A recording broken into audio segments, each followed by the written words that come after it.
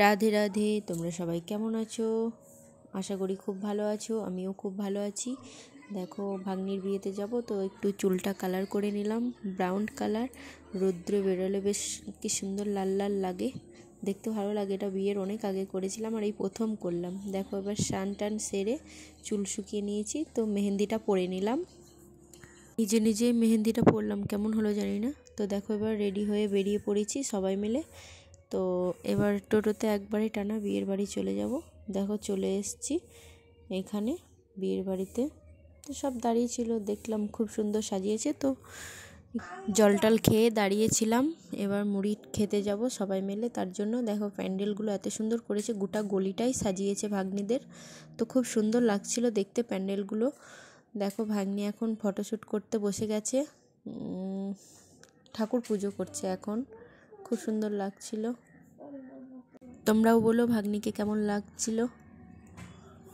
খুব সুন্দর আয়োজন করেছিল, সব কিছু প্যান্ডেল থেকে খাবার দাবার সব কিছুই খুব সুন্দর আয়োজন করেছিল। তো দেখো, এখন দুপুরবেলা আমরা ভাত টাত খেতে বসে গেছি।